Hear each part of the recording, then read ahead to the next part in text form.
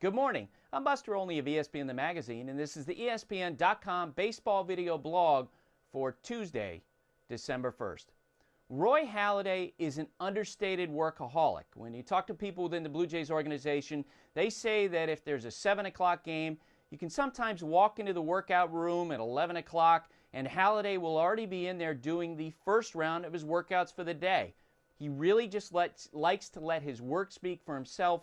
And last July, when he became the topic of all these trade rumors and the conversation about whether or not he might be dealt to the Phillies or some other contender, really made him uncomfortable. He didn't like being in the center of that storm. He just wanted to go out and pitch.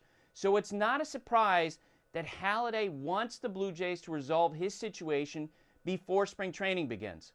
His representatives have told me that Halladay will veto any trade, and he won't even discuss a possible trade after he reports to spring training in February.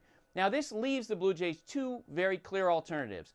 One, they can trade Halladay, and as we know from the Johan Santana trade talks a couple years ago, at this point, the Blue Jays are probably not going to get what they had hoped to get for Halladay in a trade. You remember the Twins had talked to the Red Sox, they talked to the Yankees, and in the end, they wound up settling for a deal built around Carlos Gomez with the Mets.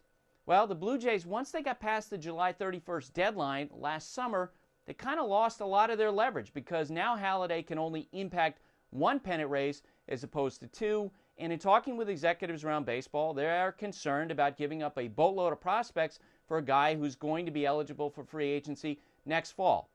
So the Blue Jays could make an imperfect trade, or they could simply keep Halladay throughout the 2010 season and receive draft pick compensation next fall.